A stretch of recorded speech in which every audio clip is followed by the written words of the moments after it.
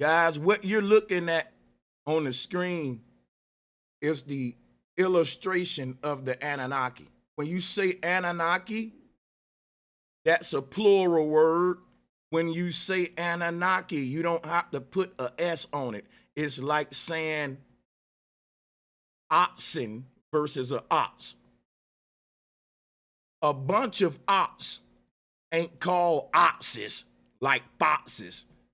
A bunch of ox are called oxen. Oxen. All right. Certain things, when you refer to them in a plural form, you still don't get a S. Can y'all give me some examples in the chat room of what I'm talking about? I just gave one called oxen. El Dorado, you're a very smart man because that's a great one. Elohim is a plural word, but you don't got a S. Ain't no Elohims with a S. It's just Elohim. And that's God El in a plural form. Let's drop a bomb for that brother. That's right. So let me explain something to you. When you say El, that's the name of God in a singular form. But when God multiply itself into creation, the first four beings that are created from the singular mind of God were called the Elohim. Those became to be known as the elements, or the elements: earth, water, wind, and fire. These are the four foundations of the earth, or the four corners of the earth.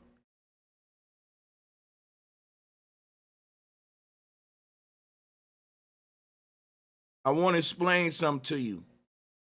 The God by the name of El to the Hebrew went by the name of Anu to the Sumerian and Akkadian people. The God El was being worshipped in Assyria, in Babylon, in Armenia, in Acadia, in Samaria. The God El was being worshipped. But the God El was being worshipped under the name Anu. Now, the plural name for the God El is Elohim, and the plural name for the God Anu is Anunnaki. Drop ones if I just taught you something and you tracking with me, because that's a powerful way for me to open up. Straight opening up with facts and knowledge. Deep facts and knowledge that you probably didn't know. So drop the ones if you know it now, because I don't want to have to backtrack. I want to go forward, and I want to know that you're tracking. Anu is El. Anunnaki is Elohim. When we talk about the singular name of God versus the plural name, we talking about coming from a 0 point to the number 4, which is the 4 foundations. And I'm going to show you how exactly we go from 1, 2, 3 to 4 dealing with that. Because we dealing with supreme mathematics and all that right now. And we're going to deal with the mathematics in unison with the cosmology.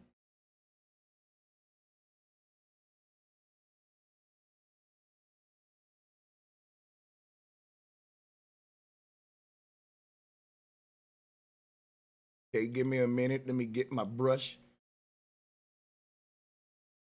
All right, so let's put down on here a point of singularity. You know what that is, brothers and sisters? That's just a dot. It starts from a dot. That's 0. You feel me? That's 0. Hold on, my bad.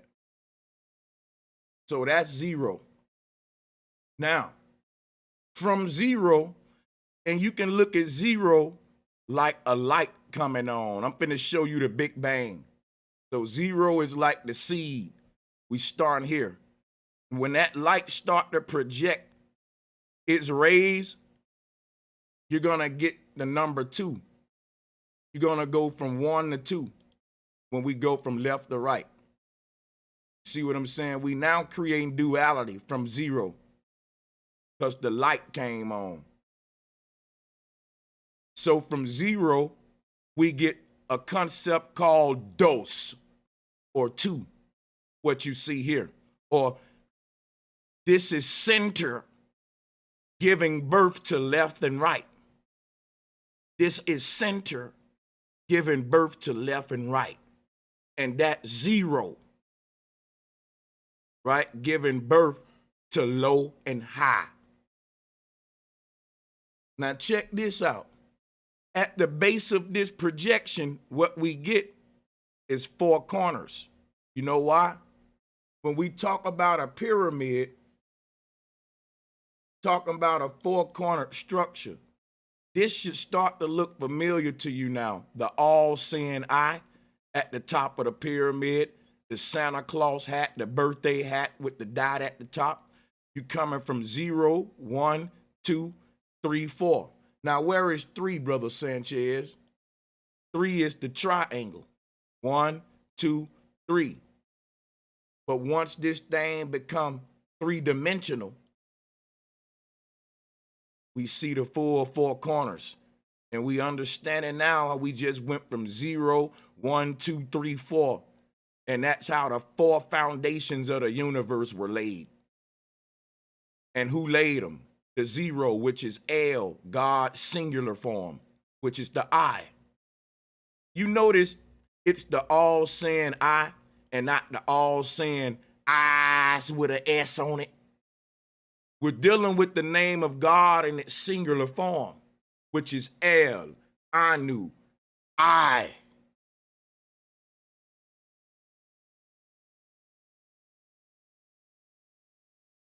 So from that singular point became everything that we perceive as quantity in the universe.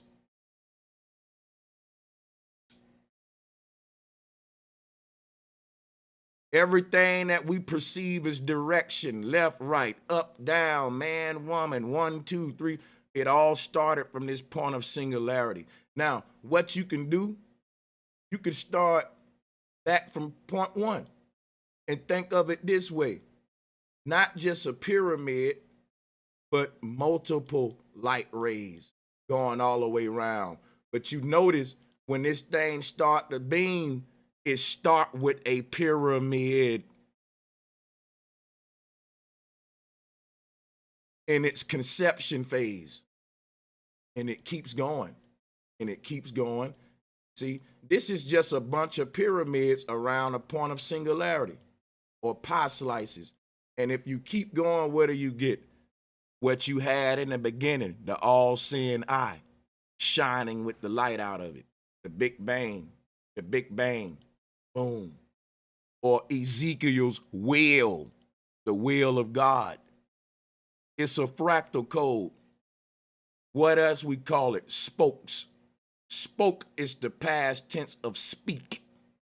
The Bible said, let there be light. It had to speak that light into existence. I keep telling you, it's sonoluminescence. So spoke, dealing with a will, you got to speak your will into existence. And once you speak it, it was spoke or spoken. And we're dealing with the past tense of, see what I'm saying? All of the sacred geometry tie in. Now let's move forward. We just laying a foundation here.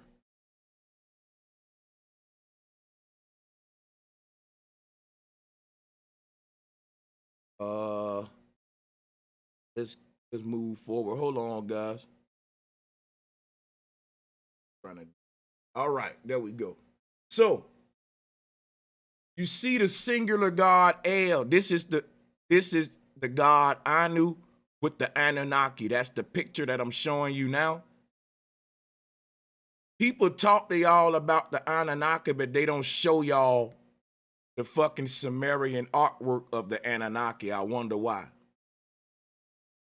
Because they want to sink it to aliens and all that, but that ain't what we see right here on the wall. This is symbolism, and I'm about to break it down and show you how it all ties into the Kabbalah. Now check this out. This God that you see at the top right here, that's exactly what I was teaching you in paint. Let me pull my shit back up in paint. I see now that I'm gonna need them side by side.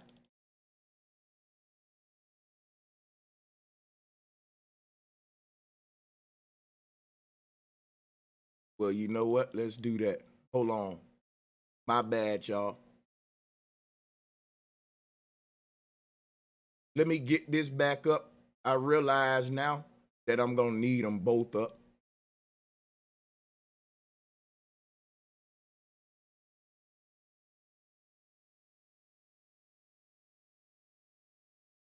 All right, so let's put this to the side though. Just small right there. We'll blow it up when we need it. Now check this out. If you look at that God that's hovering right here above the top, damn it, where did he go? Got so much stuff open. Here we go, right here. This God right here, that's the God El, singular. You see that he got a circle around him, right? That represents zero, center. Now, El started to speak, and that's when the light came on. Let there be light. And that's how the universe was created. And El projected himself into his own universes in the form of these deities that you see here. These are parts of El. So these are the Elohim. This is El pitching a tent. And the four corners of that pyramid being these four deities. And the reason they personified those four corners as deities is because they represent four angles of light. Four angles of light. And an angle was an angel to the ancestors. The four angels,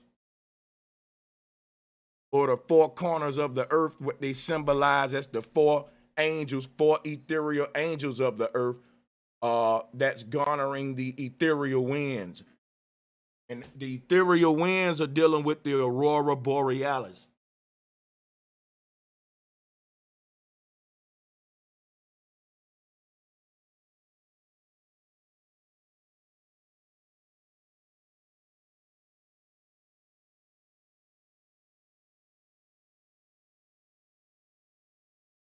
Yeah, I want y'all to take that into mind, that you can see this same sacred geometry of a pyramid being born from El, the all-seeing eye, giving birth to the rays. So the eye give, what you see on your money, the all-seeing eye giving birth to those rays. That's El giving birth to the Elohim, Anu giving birth to the Anunnaki. These are the four angels of light that succeeded El's commandments during the creation story. Let there be light. 1, 2, 3, 4. There's a code in there. There's a code. It couldn't have spoke it no other way. It had to be 4 words. Let there be light. It can't be no, we dealing with 4, which is foundational. F-O-U, 4, fountain, foundation. El represents the fountain of life, which laid the foundation. So I'm gonna go ahead and turn the paint joint off and go into some more over here. This god El is also called Anu. And we need to read a little bit about, we need to take a look at Anu here. Here is a form of Anu.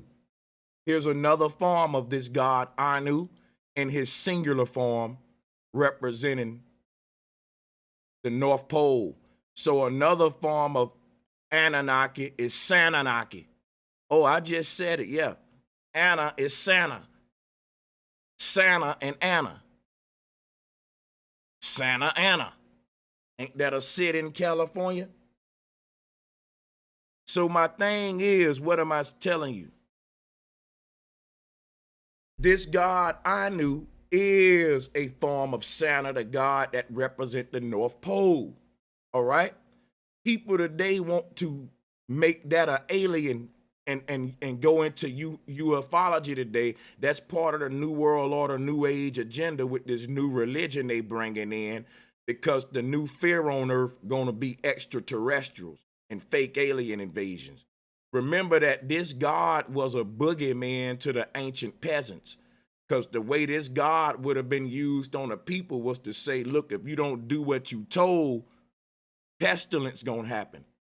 Now, the governments of the world knew about biological warfare, but they had the people dumbed down. So instead of them telling the people that, hey, we know about biological warfare and how to make people sick, they would say, God cursed you because you weren't listening to me. And let me show you what that does right there. See, if I do it that way, you'll never try to attack me, because I'm convincing you that the shit that's protecting me is supernatural. At that point, you're going to kneel down and worship me, because there's a God, a supernatural force that's fucking you up on my behalf. Instead of you knowing that I do biological warfare and I'm poisoning you, see, because then you would try to attack me.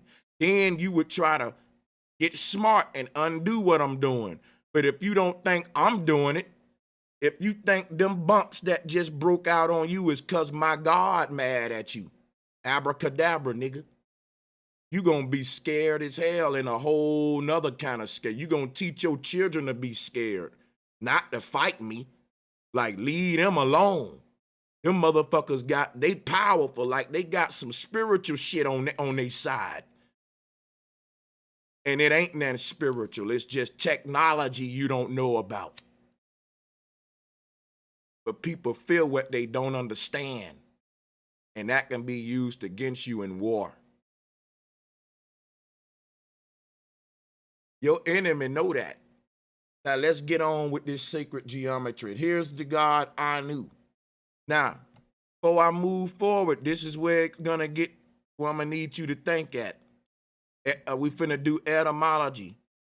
Take the words Anu and move the A at the front to the end of the word, and you know what you get?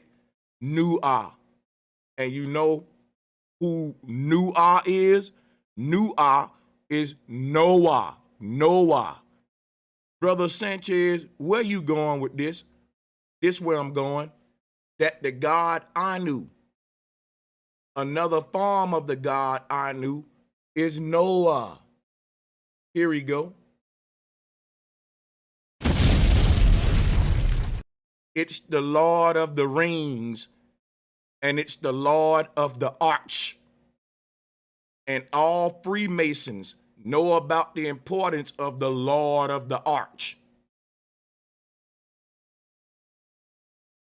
If you look at Noah on his arch or his ark, his arch is no different than Egyptian pharaonic worship. What do you mean, Brother Sanchez? Watch this. Noah was no different than an ancient pharaoh. Let me show you something. The pharaoh took his spiritual journey on an arch, and he went on the other side of the rainbow, which is Nut. But guess what he said? That the pharaoh take the whole universe with him. That mean while we journeying, we dreaming, we still in different universe. While that baby is asleep for 9 months in the belly, it's dreaming in there. It ain't just blackness. You still having some sort of experience in a universe even as you transition. So you taking the world with you. You basically got all the animals and trees inside of your little auric bubble. In other words, you're a levitating universe, all of yourself. So if you look at the pharaoh on the outside right here, this is the pharaoh taking his journey. He's in an arch and he got these different creatures in the arch with him. And they're taking the journey with him. This is the other side of the rainbow. This is where the great flood taking place, because the ancient Hebrews said that above the firmament is the great waters, and in the middle is the flood gates. When the people wrote the story about a flood in the ancient Hebrew, they were flat earthers. Oh, buddy, you better listen to me. You Hebrews better listen. When they was talking about a flood in the ancient world, they were flat earthers. Why is that important? Show me how you can flood a goddamn globe.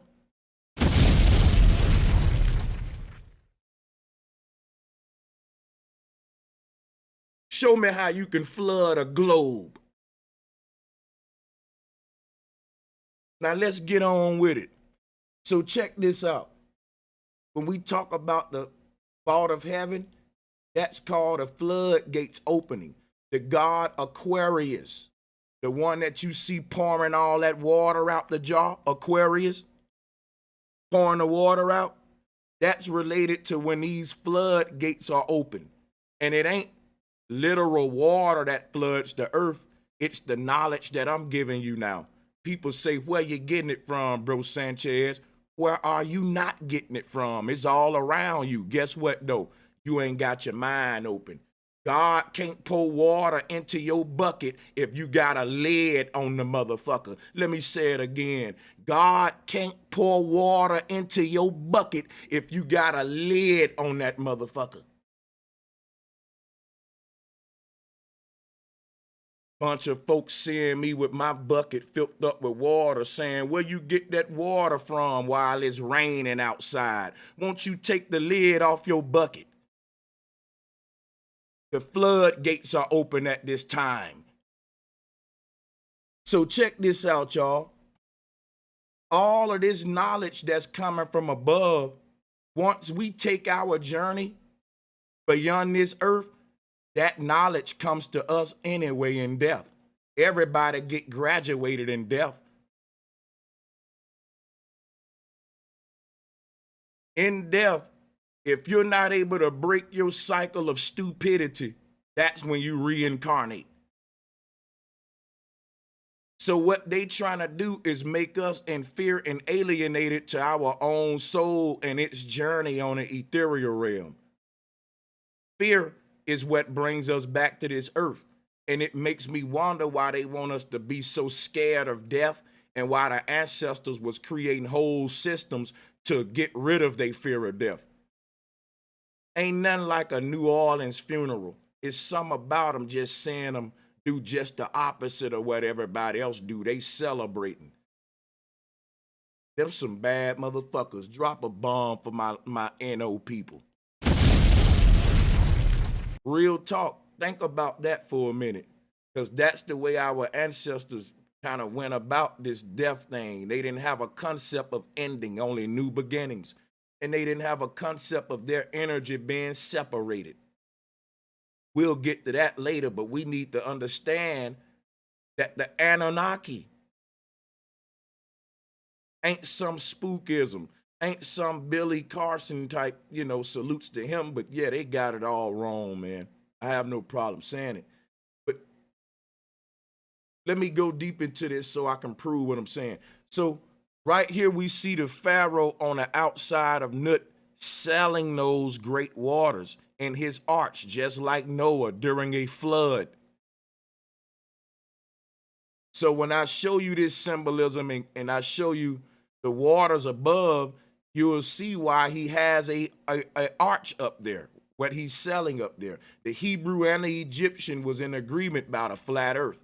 Now, again, here's the god Anu. Take a look at this god.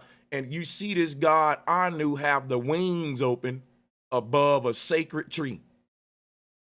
This is the Kabbalah tree of life. But before it became Kabbalism, this was the truth that everyone knew before they headed into Kabbalism. If you look at this deity up here with the wings open like that, that's what they turned into the Big Bang of light. I'm going to show y'all something real quick. We finna go so deep, it's crazy. Watch this. I'm going to show you now the Mayan cosmos. Hold on.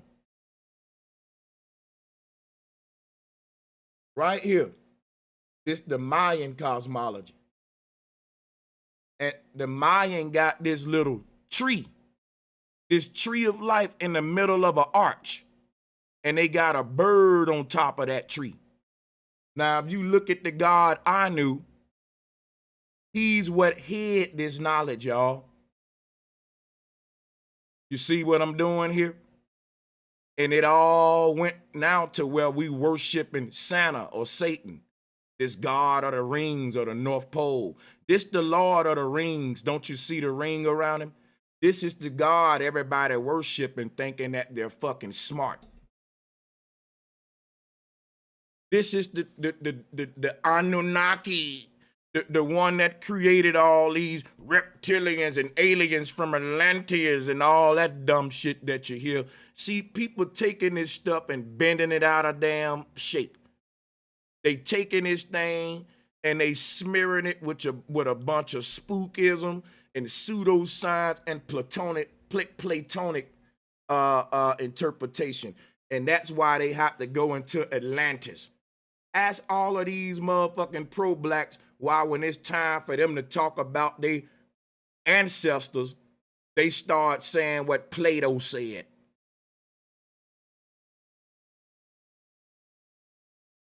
Because ain't none of our ancestors said shit about no Atlantis. That's all Plato's doing. And everybody know Plato was a goddamn pseudonym. Let me show you how crazy Negroes are. They'll speak as if Plato really existed, and I say, what's Plato's last name?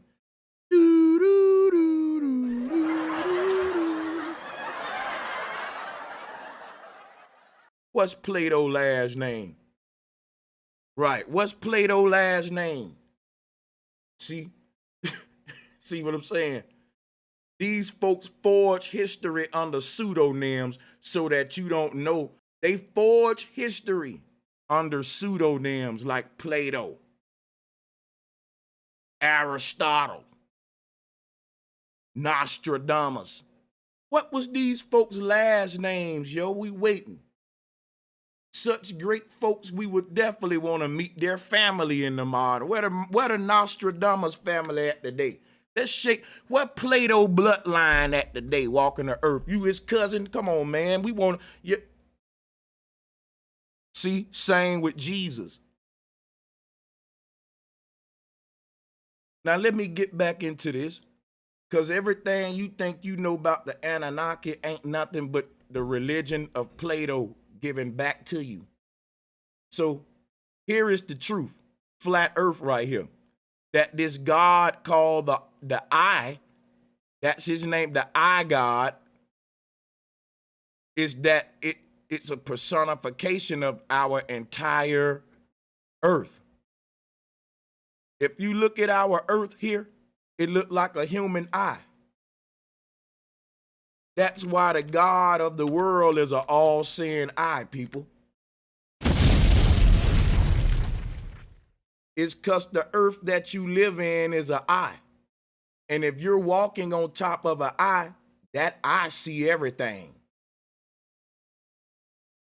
You literally live inside of this eye right here. I should flip it the other way. But use your imagination. Flip it around upright.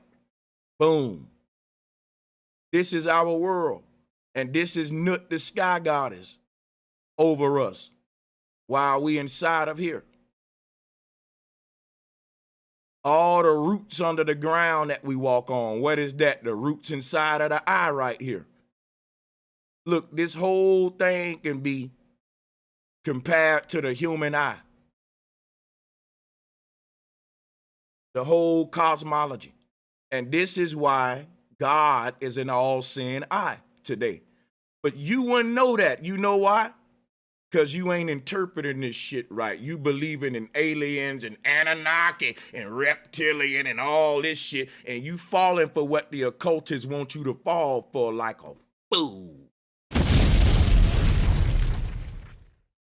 You wouldn't know that. But what you will know is, man, we come from reptilians.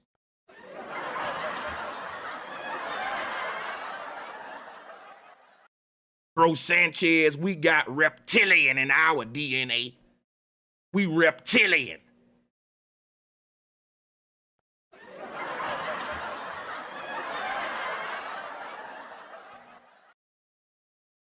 When a motherfucker give you some knowledge that make you stop wanna being human, you know you done fucked up, right? Yeah, and they get a whole new sense of pride around this bitch. Man, I ain't no human nigga, I'm reptilian. It make them feel good. I ain't even a human, man, I'm a reptilian.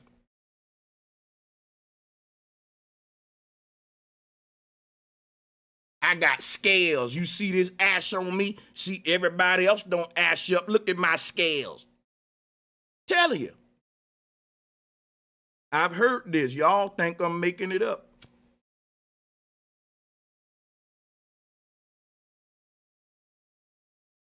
So look at this Mayan cosmos. You see the bird on top of the sacred tree of life.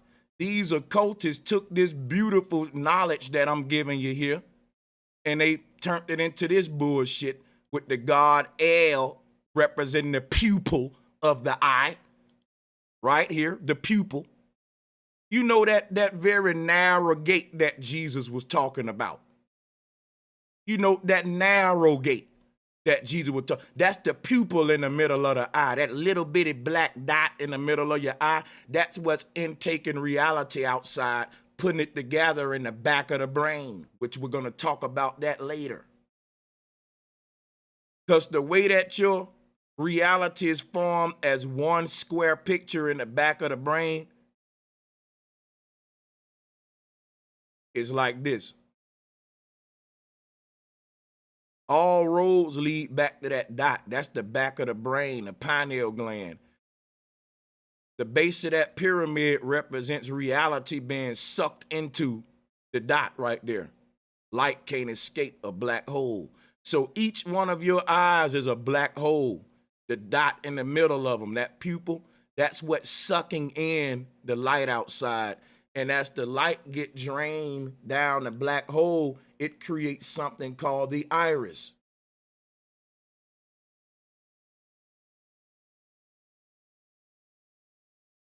Look, everyone's iris is different because we all pulling in the light at different speeds and different rates.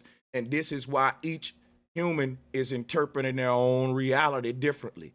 When you look into a human eye, you need to really pay attention to what you're seeing. Because guess what you're seeing? You are seeing light being sucked into a black hole, people. You're seeing light being sucked into a black hole. And right here is the event horizon. I'm going to show you what we're talking about because all of this is dealing with spaghettification and all of that. Hold on.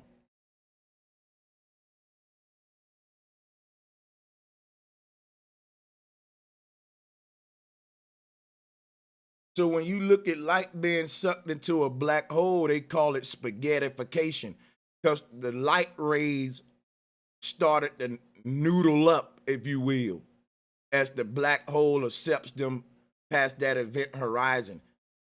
A straight line of light now start to become like a noodle. They call it spaghettification as it's coiled up here at this North Pole. The way that they're showing you this is how your eye is pulling in the light outside. And see what they're calling spaghettification. If you look at your eye, it got these little noodles. They said those are veins. Why would you have a bunch of veins? Right? Why would you have a bunch of veins going into a black hole? People, if you look in the white part of a human eye right here, there go the veins right there. The veins are red. What is this right here, though, around the black hole? See, they don't want y'all to know. Our reality is holographic. It's a light code. And we're putting the light together in the back of the brain right here. And you look at all of these little wiggly light rays going into that black hole. You got to think of it like the aurora borealis. Because what's happening, the earth is a giant eyeball. And just like I showed you all them little rays of light going into the black hole right there, that's what's happening at the North Pole. In the middle of our huge eye, all of the light that you see getting sucked into the middle part, that's where all of that light going from the four corners of the earth is being sucked into that vortex. This is how you get the four angels of these ethereal winds.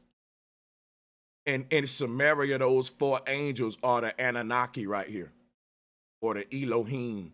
Each one represents a foundational element of creation. When you say element, you're talking about ailment, the mind of El. The God El here is projecting his thought downward so that it can be what? Manifested in a form of atom, which is the building block of matter in the quantum universe. See where this is going?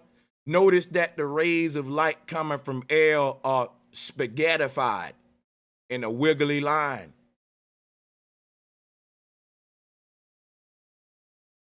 So check this out.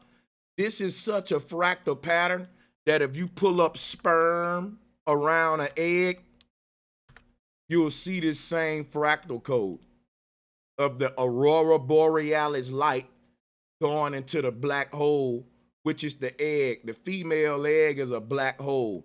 The light that we see coming from a female egg is literally the fact that light can't escape a black hole.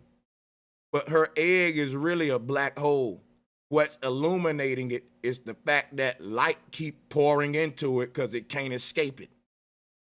So the sperm around the egg is just like your eye here. They represent beings of light going into a universe, which is a black hole, a portal. This is a fractal code, guys, that ties together everything in creation.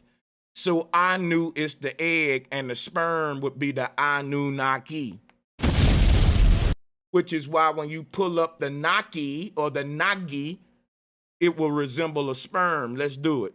Hindu Nagini or Nagi.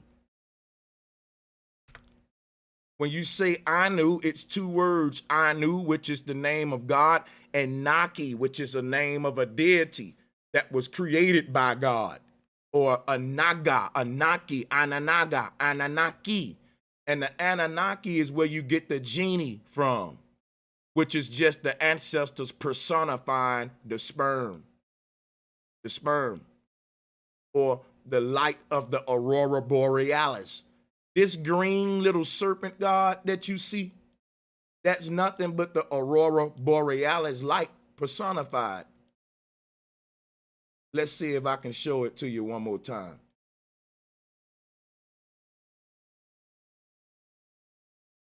See, because the ancestors said these little green serpents that you see going to the North Pole, they said that was their ancestors. They said that's the dead going home. So they personified these little green little ghosts or sprites or serpents, whatever you will. They personified these things as Naga, Nagini. Now let me take a minute and see that I'm not losing y'all, because I'm unloading a lot and I want to actually see in the chat room right now. Yeah, if you disagree with what I'm saying, that's fine. Just don't interrupt my teaching. I'll open it up at the end for disagreement only. But put a 1 in the chat room if you understand what I'm teaching. Even if you disagree, I need to know that you understand, because you can't disagree if you don't even understand what the hell I'm teaching. So at this point, let's put a 1 if you feel what I'm saying so far. chew the meat and spit out the bones. We ain't eating no meat over here. We chewing the fruit and spitting out the seeds. And when you do that, you just gonna grow more and more trees. Because we only dealing with truth over here. And truth is fractal. Truth is holographic. When you slice it, it just keep growing. Anybody disagreeing with what I'm saying, I'm gonna tell you right now that you don't know what the fuck you talking about. I ain't told one lie yet. That's why when I allow the opt zone, I'm gonna go in on your ass. But I'm gonna give you the flow, and I ain't gonna cut you off, but I'm gonna be relentless. No, you don't know what you're talking about if you're going against what the hell I'm saying.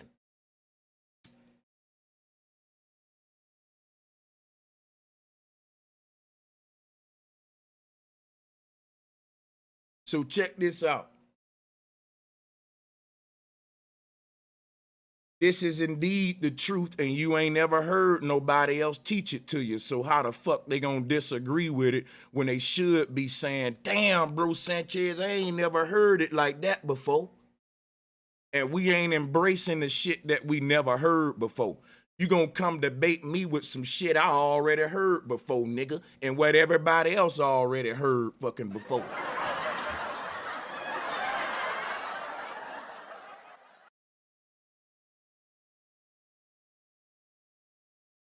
Now check this out, y'all.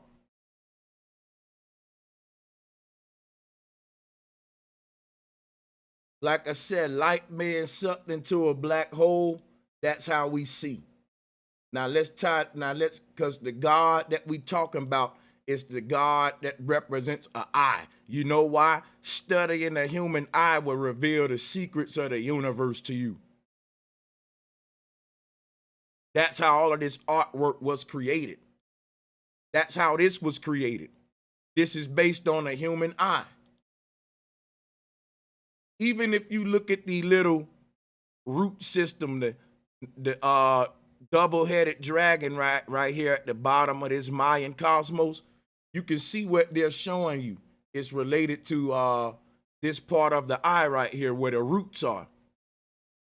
You see these roots right here? In the back, the Mayans put that in their thing too, right here, look. So I'm trying to show you something based on why we worship an eye god. Now let's keep on going with this. Like I told you earlier, this god right here represents the origin point of the Big Bang. Now let me prove that to you with sacred geometry. His name's Saturn, and you can see him in the Big Bang's origin. Brother Sanchez ain't gonna lie to you, man. Been studying this shit a while. Hear me out. Sacred geometry don't lie. Anybody with their third eye open know that what they giving us for the Big Bang is just Saturn worship. It's Saturn worship. If you can't see Saturn in that, then you in the wrong place. Look. Hold on a minute. I'm gonna show you why Saturn is and the ring, the whole thing about Saturn and the rings. We finna show you the association. Saturn is just a flawed conception of the flat earth truth. If you look at the left and look at the right, you will see that this new God that they call an Anu is representing the flawed knowledge of what the North Pole is based upon the science of personification. See, the universe on the left was reduced to a planet on the right that was dominated by a god called Sol in a solar system. So when you talk about the origin point of that entire universe, don't you find it strange that it conceives itself just like the ancients said about flat earth here? Just think about it, people. Here go the flat earth conception and the ancient Hebrew to the right of that. And here go the Big Bang. Just think of that. Look at that. I'm going to give it to you again. Flat earth right here. Big Bang right here. See what they done? Now watch this, y'all. Let's keep it moving. Here go another image of the Big Bang. If you look at this, what the light is revealing to you is a god by the name of Ahura Mazda, which is another name for the god El or Anu, the god Saturn, the god of the ring. And you can look that his ring has these two little ribbons coming out, just the way I told you light projects in a triangle when I opened up the paint, remember?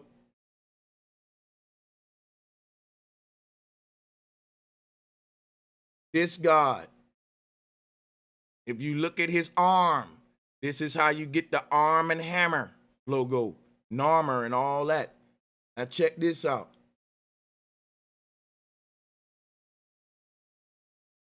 Here is the Big Bang. Here is the God Mazda. I want to know if y'all can see that the light rays that's creating the Big Bang is shaped like this God, man. It's all a religion they giving us. And if you look at the middle of it all, it's the planet Saturn. It's Saturn in the middle, which is what this God is. People think they smart when they go to talking about space and the universe and the solar system. You sound like a preacher to me. You giving me Saturnalia. Because my ancestors will laugh at your wanna-be smart ass acting like you was around when the universe was created, dude. Who the fuck do you think you are? Our ancestors weren't stupid enough to let a man tell them, I know what happened during the beginning of the universe. Nigga, they would have laughed at you so hard and they wouldn't have cared about, well, I got a Cassini telescope. Well, I got a program and a bunch of scientists. They would have still kept laughing at your dumb ass. You're not gonna convince us you smart, you know some shit we can't even know, nigga. But they did it to black folks today. And you got niggas in labs reteaching it like the white man know what happened at the beginning of the universe, y'all.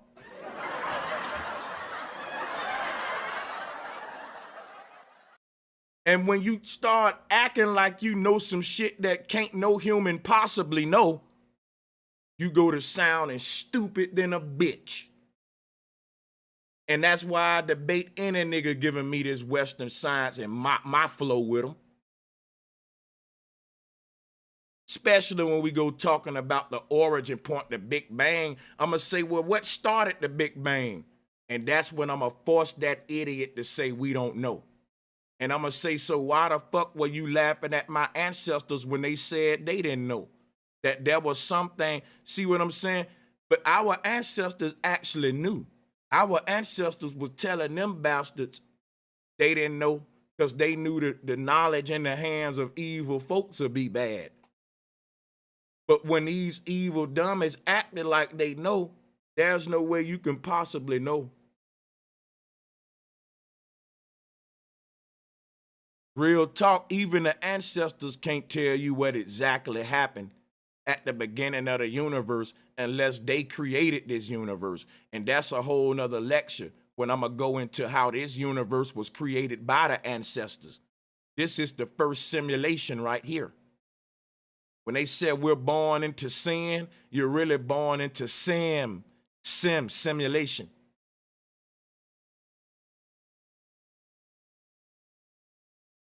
We about to begin. Hold on.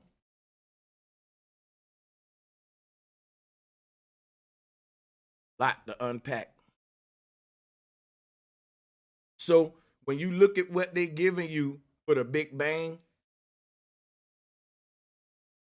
it's a Kabbalistic occult religion based around the worship of Aura Mazda. Now think about that name, Aura Mazda. It's based upon the word aura. This God is personifying the human's aura because our soul or our aura is just like the earth we in. Micro, macro is fractal. The human aura, your soul, your electromagnetic energy field, your torus field is exactly what the earth is.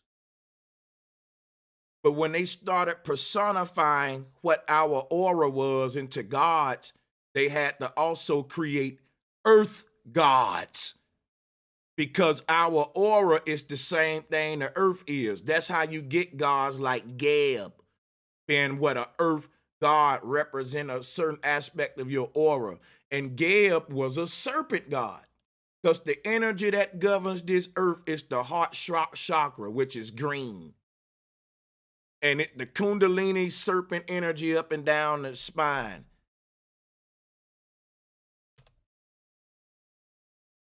Geb is a serpent god, and a lot of Egyptian folk don't know that. But let me teach you something here today. That's Geb, y'all, the serpent that was casted down to the earth. See how Geb got a serpent head, man?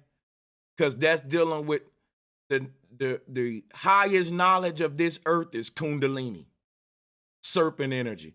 And it's at the base of the spine. And guess what the base of the spine is? The waistline, which is why Geb represent the horizon line, the waistline, the Horus energy. I'm showing you a bunch of serpents. I'm showing you the Anunnaki and all that so we can get this reptilian shit out of us. That's pseudoscience. The truth started to be corrupted with spookism. And all of the talk about us being reptilians and having scaly skin, that ain't even talking about the human body. That's talking about the human soul. And I'm about to show you that right now, why you got scaly skin. This is the electromagnetic field of the heart. All of the energy around our body being coming from the center part of us. It's creating a huge energy grid around the body, a torus field. That's literally a grid, y'all. It shapes, it looked like a fence pattern. Now check this out. Looking at the human through this pattern is why we talk about the reptilian skin. All of this is the knowledge of the soul. But when we started getting spooky with it, we started talking about the scaly-skinned reptiles being these overseers. But what's overseeing us is our own higher self right here. See this bubble-headed ball with the two big alien eyes and the scaly skin? Here you go right here. That's the higher self that they're trying to demonize into some Anunnaki reptilian stuff. And we can't let them do that. We can't let them do that, y'all. Now check it out. Let's take that off. I want to start clearing my board off a little bit so we can go deeper with this. All right, so hold on a minute, guys. Let me access some more slides that's going to take us deeper at this time. Hit the like and share button.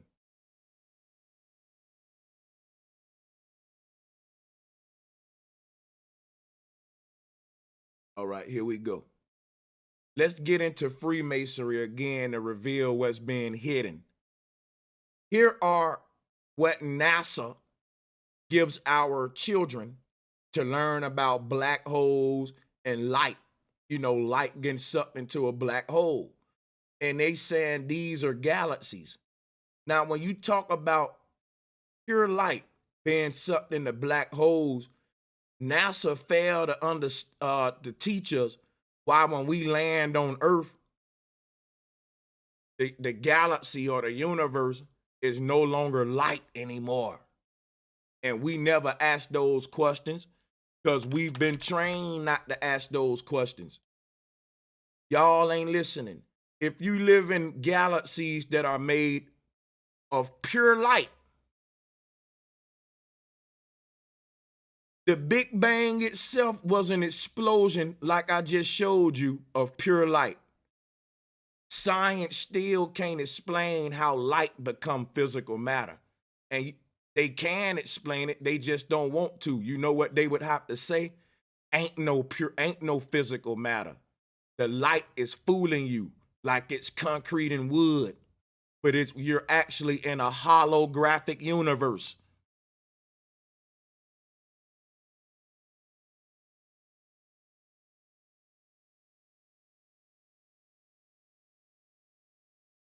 It's all gonna go back to the light, which is what the universe really is. I hope I'm not boring you, because I'm about to go deep here now. But when you talk about the holographic aspect of our simulation, this is literally what the reptilian body is. It's the one with scaly skin. If you look at a holographic human,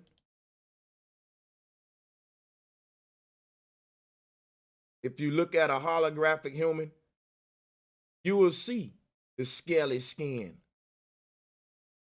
It's the reptilian knowledge. It's the knowledge of the holographic nature of our universe. It's the reptilian knowledge that we're light beings within a realm, and we're not flesh and bone humans on a ball. That's why science don't want to tell you that. And since they don't want to tell you that, there's a gap in the knowledge. What is the gap, Brother Sanchez? I just pointed it out to you. They can't explain how a universe that's pure light can also be concrete and all that. I can. It's easy to do it with the holographic universe theory, simulation theory. We're born into sim, not sin. Now, at the center of this simulation is where the whole program being loaded from. So that's what the ancestors call God. So at the center of this holographic universe, you see this black little ball. That's the egg I was telling you about. That's the female. All of the ancestors called that the Great Mother. But when they demonized the Great Mother, they stopped speaking about this like a womb, like a dark hole giving birth, right, to creation, which is so beautiful. I love you women, right? They started making this scary now. Ooh, a bottomless pit. Ooh, a wormhole. Oh, man, I'm going to take the fear away from it. My niggas, think of a pussy. If you still scared, now something wrong with you.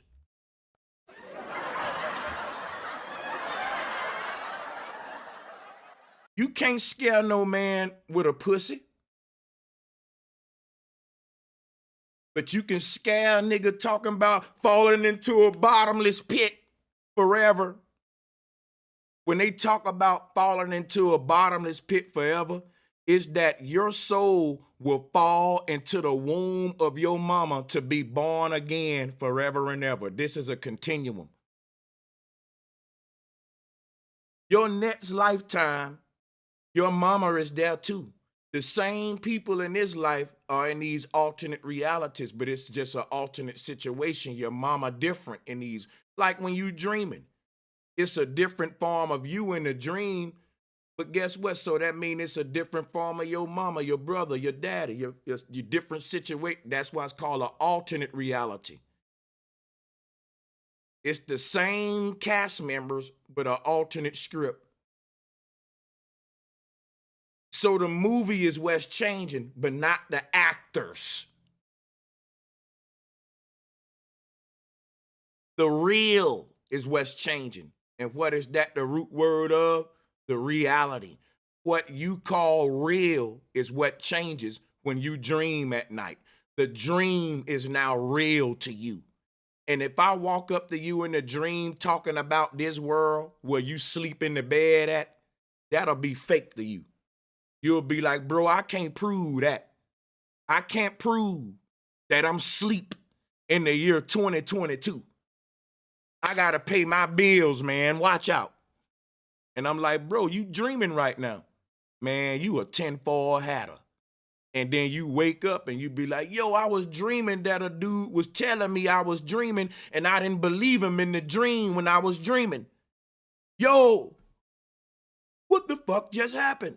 Let's move on. That's all life is. Because I'm that nigga in this dream telling you dreaming. And when you die, you going to realize, yo, it was a nigga telling me I was dreaming, but I didn't really believe it. But I fucked with him, flat power. But now I'm really seeing, damn it, yo, yeah. It's real. Let me keep going, though. But check this out, right?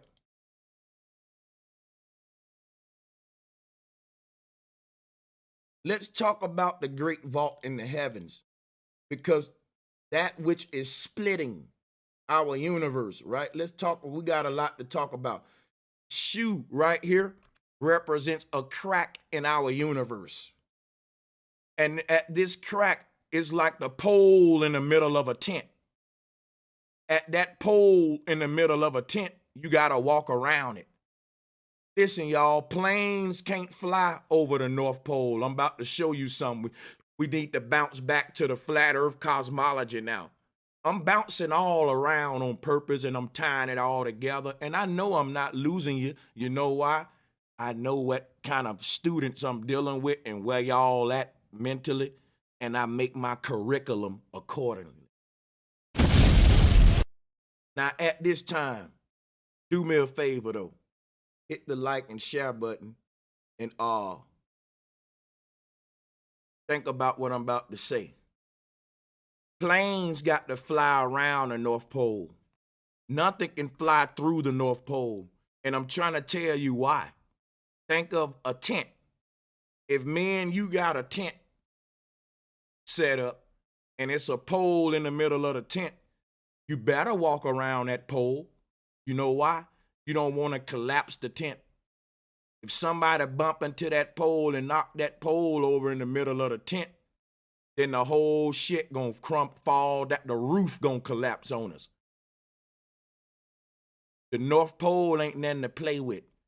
Flying around and playing around, that could cost you your life. You know why? Mother Nature ain't gonna let you collapse the tent. Mother Nature ain't gonna let you collapse the tent. So that central point, you can see it here on a macro and micro level with the sperm and the egg, just to show you this is part of the fractal code of life. The act of centralizing a sphere means that no matter where the sperm penetrates it at, that point right there becomes the center. Because the center is subjective. When I ask you, where is the center?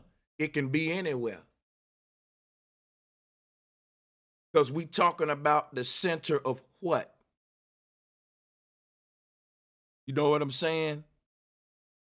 A center is like a headquarters. And there are many medical centers all over the earth. And depending on which city you is, determine which center you go to. And the cosmos is made the same way. There are many universes. And at the center of them all, we have this pole. So we all share one center. What I'm saying. Like how all of these states share one White House for its governing center. All of these different universes share one. You can look at this as the White House in the middle. Stairway, you know what I mean? All these tents are casted by one pole. And there's no such thing as outside. You're only walking out of one tent into another tent, into another tent, and ain't no such thing as outside in infinity. The universe is infinite. Now, how the hell do you go outside of infinity? If you can go outside of infinity, it ain't infinity. Because outside is referencing some boundary points that let me exclude myself from that which said it was all immersive and omnipresent. If something is omnipresent, you can't get outside of it. So there's no outer space. Outer space is blasphemy. And that's why I keep showing you this image. Because when they introduce outer space, the true ethereal nature of our universe on the left was replaced with a planet called Saturn on the right. And you had, what's the difference is, you got a bunch of darkness surrounding Saturn. But on the left, there is no darkness. There are universes going out forever. Like I said, you walk out of one tent to another tent. They got rid of that beautiful, comfortable understanding. Because think about that, right? Think of me walking out of one tent into another tent into another tent. That ain't scary at all. But think about you blasting yourself off of a planet into a black, bottomless pit called space. And you got to make it to the next planet. And your math got to be so genius and accurate that you can miss the planet. And you got to avoid all of this space dust and asteroids. And it's almost, who want to fucking leave the earth now? And that was the whole concept of these people, to convince man not to leave the earth. That's what the old religious order did. The old religious order didn't want man leaving the earth, because what they call leaving the earth during them days, our ancestors were fucking astral travelers. It was a whole thing to leave the earth, to meditate and to get outside of your body and go to these other realms. But the people who couldn't do that, they felt lonely when we left. Think of most of the world is sleeping and you the only one woke in this bitch. And they like, man, you need to learn how to fly then, bro. And you can be part of our little meditation circle. Think about if your whole house knew how to meditate and go to these other dream worlds, but it was some folks in your house that didn't know how to do it. Every time y'all try to meditate, they'll be cutting up the radio, turning the TV on, trying to hate on it and shit. That's what the people that rule the world doing. They don't want us to get tranquility and peace, because in the earth, in a peaceful state, we will achieve this out-of-body state that our ancestors achieved when it was heaven on earth. It was a beautiful, peaceful setting with people literally masters of out of body. And the people that could not do that hated on it and created something to trap them folks here called religion. And it told them, leaving this earth and trying to go into that darkness behind your eyelids, you can get trapped in outer space and stuck in a bottomless pit. If you go online right now, everybody in the Western world, guess what they teach? You better not open up your third eye. I ain't playing. In the Western world, they teach opening up the third eye is dangerous. To this day, they teach that. To this day, they teach astral traveling and all that, that's dangerous. You shouldn't play like that. You can get trapped in these other worlds. That's some straight up fear mongering, bro. These folks traveling to whole planets, so they say, in goofy ass rockets. They didn't care about getting stuck on the moon, so they can be brave and travel clumsy ass technology in space, and we know they lying. But you so brave that we died with the Apollo missions. We didn't care that we could have died on the moon. But don't open your third eye. Don't astral project, because that's dangerous. But nigga, space travel is dangerous. See, I'm showing y'all the spiritual warfare. that be attacking your Merkaba, your multidimensional ability. This is why humans don't have that ability no more. It's a big spell on us and our parents and in our DNA that we got to undo this, man. They started demonizing this knowledge.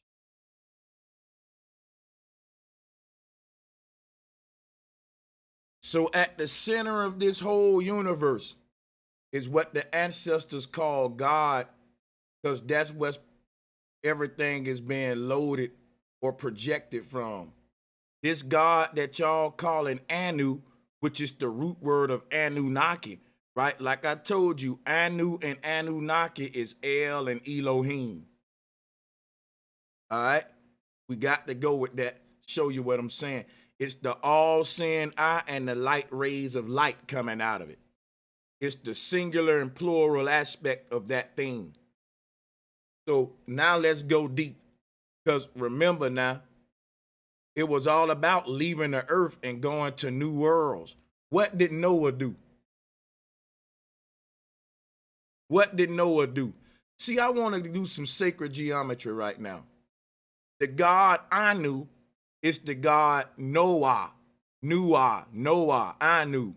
If you look at Noah in the middle of the ark with all the animals with him, and his arms is up, the rainbow is over his head.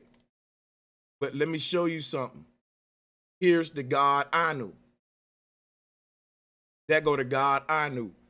See, this is Noah right here. Noah was the one that made it to the new world. And Noah sailed the flood above. He was sailed when the earth flooded. Noah would have been sailing in the sky then. You know what I mean? Because the Hebrew cosmos had a flat earth. That's why I told you, you can't flood a globe. You can't flood no globe. Let me show you something. If you look at this Hebrew cosmos, it even show you the floodgates and all that shit. Look.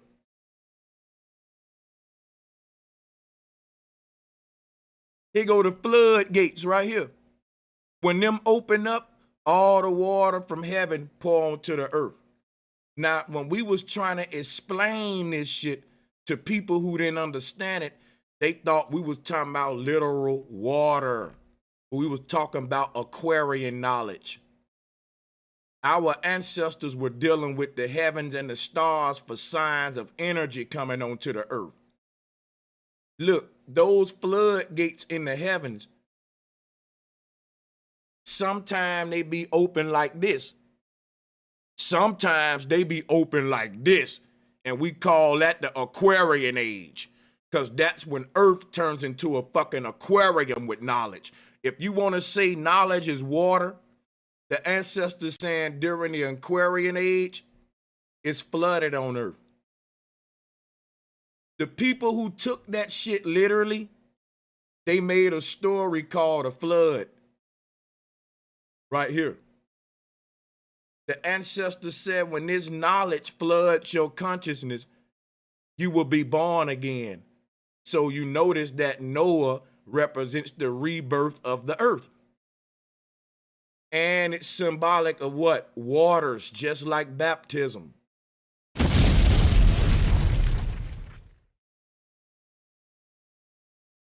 So check this out. Noah, in the middle of the arch, is with his arms up, is showing you how the floodgates are opened up. Just like this God right here, Noah, or Anu. Look at Anu with all the animals in his arch. You see the deers and all that right there? He got the animals in his arch in the middle. On that one, he got his arms raised, right? That's what I'm talking about. Noah is Anu. Same God right here. This God of the arch. Freemasons know what I'm talking about. Now let me go in with this shit. Because this little ring that you see around the God, Anna, or Anu, Anna, right? This God that you see here with this belt around his waist, again, is Santa, the god of the North Pole. Anna, Santa. And there go his big black belt. You know why Santa wear a big old black belt? Because it's the secrets of the black hole. This is what that God represents. That's why he's an eye god, because a black hole sucking up light look just like your human eyeball with your iris and all that. I went over that in the first one. This is literally your eyeball, what they call in a galaxy, with the pupil in the middle. We're showing you how this is one big eye. And when you look at this God with his arms out, what does that mean in the alphabet language? A capital I.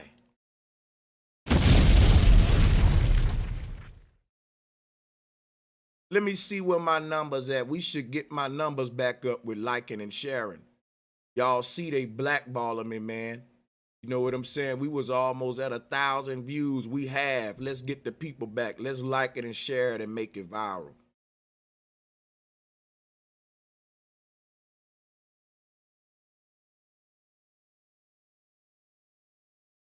This God is the capital I in the alphabet. So check this out, right? Yeah, that's his sacred geometry. I, boom, boom. Look at the chariot. Look at the wings. It's the I. In every way, it's fractal.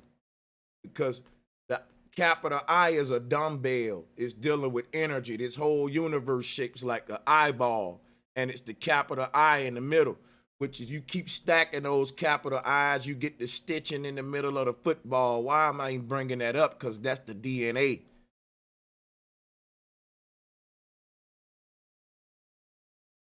Here go Noah. Here go Noah. They both the same. Let me keep on with this so I can show you how deep it go on a Freemasonic level. Let's teach about a black hole now. Let's take that off and yeah, we could take that off a minute.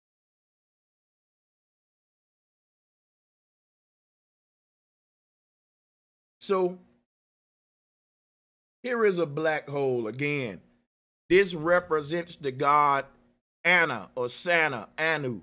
At the middle of our flat earth is a black hole. And I'm about to pull that up right now. Hold on.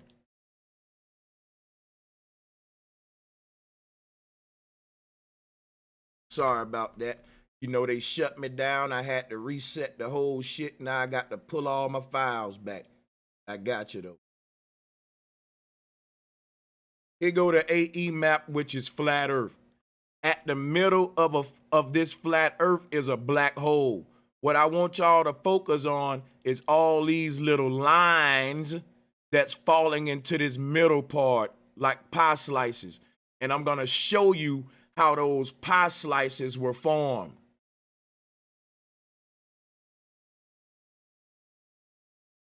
Here is a black hole. The ground that you walking on, right? At the middle of this ground is like a carpet that's falling through a hole in the floor. Your whole reality begin to get sucked into a vortex when we go to the North Pole. That vortex became to be symbolic of this little God with his arms out, with this fish tail or little pointed tail, Nagini tail, but he had his arms out. He looked like a Tasmanian devil, a little spinning top, right? Because if you look at this black hole, that's what it looked like.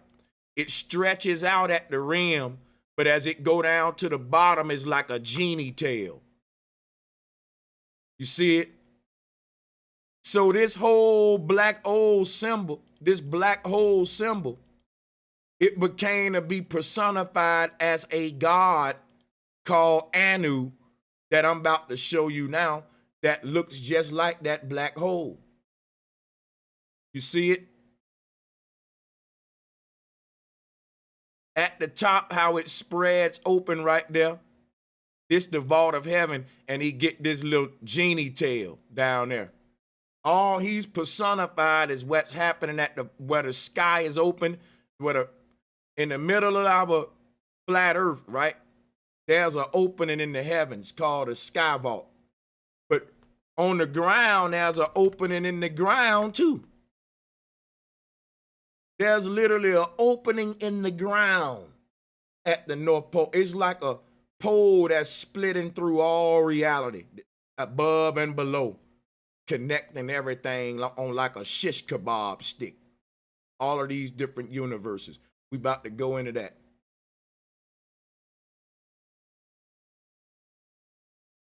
Right here where we see the gate of heaven, there's a gate of the earth too, in the earth, and a big old black hole in the middle of the earth too, right? It's going through all of creation. It ain't gonna allow the ground we walking on to escape it. You know why? Because we're in a holographic universe. And that's what we're gonna find out at the North Pole. When you see reality getting sucked into a black hole, you're gonna see your own light that's making you responding to this black hole. And you're gonna start to be sucked into it. They call it spaghettification. That's literally what's happened at the Aurora Borealis. That's why I told you, this light that you see getting sucked in the black hole, that's really the soul. Look at here. You see the human getting sucked in? When we die, that's what happened to our energy. We get sucked inside of a vortex like water. And we swirl around like a tornado little pattern. That's why people say it felt like I was spiraling when I was near death. Because you're light. And the ancestors said, this is what you feeling right here, man. Look. Why you think they got that spiral of life around that brother? That's a spiral of light. The God that I showed you in the previous stream, his name was Ahura Mazda. Ahura Mazda. Ahura is just another word for aura. Here we go. This God right here is literally personifying the human aura. And the word Mazda is just the word maze. Go look it up. Mazda means a maze. Guess what this means? That your aura is what creates Pandora's box. That's all the ancestors been saying for eons. Simple. Aura maze. Or Ahura Mazda, the maze of the soul. That maze is represented by infinite karma of cause and effect. Once the soul made one action, it made an infinite amount of actions that set off an infinite chain reaction effect, and that's called your existence. It'll never end. Cause and effect. You wanting to come inside of this infinite universe or be conceived within this light code makes you infinite. You infinitely bond to it. You can't undo this. You're going to be a being within this construct forever. It's just about you perfecting what you are. And that's what the whole thing about astral travel is about. So let's take a look at this god, Ahura Mazda, because they say he's an alien god. This is the one they're calling the Anunnaki. But only thing I'm telling you, he represents the spaceship. As you can see, he's shaped like an alien spaceship, and it'll beam up the man in the middle where you see him in the hole, in that middle hole. Beam me up, Scotty. Let me pull up my shit.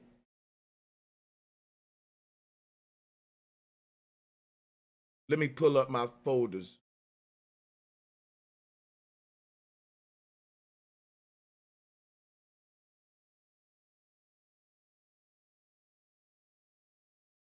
Here we go. When you look at Ahura Mazda, they're just plagiarizing ancient stuff. Because if you look at this ancient dude on the top right, this predates Ahura Mazda. This Mesoamerican. And it's showing you about a man being beamed up, but not with a spaceship, with a mushroom. See, the magic mushrooms is what help us fly the magic carpet. I'm going to say that again. The magic mushrooms what help us fly the magic carpet. When you see the man get sucked up in a spaceship, that's called spaghettification, the way he gets sucked up. They did the same thing on Star Trek. When they teleport them guys, they be in a little cylinder tube and they dissolve like spaghettify, like the Aurora Borealis light. See, look at here.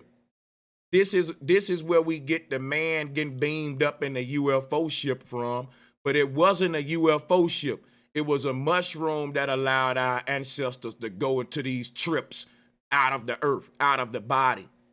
But they banned mushrooms. Now they're telling you we can go to these other worlds out of the body with Neuralink and conscious uploading, which is just them being the aliens sucking up your soul into some kind of computer.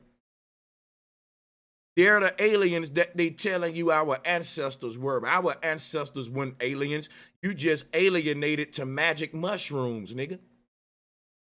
If you took a trip, niggas wouldn't be able to tell you shit about leaving the earth. You'll laugh at NASA. NASA can't fool that shaman. They leave the earth all the time. NASA can't fool that monk in Tibet that you need a fucking rocket to leave the earth. That Buddhist monk gonna be fucking laughing his ass off. They can do it to you. And the places where they fool the people on how to leave the earth, that they ban mushrooms in them places. They ban all the ancestral plants that we would have been doing, and they gave us heroin and crack and all that shit that creates addiction and keep you on the earth, and you don't leave the earth to face your karma. This outer body part of ourself is why depression's so high. People want to get away. That's why they use drugs. These psychedelics was part of nature aiding human psychology. Just like you eat certain healthy plants for your liver, for your kidney, nature gave certain plants for us to eat with our mind, with our soul, and they banned those. They banned that.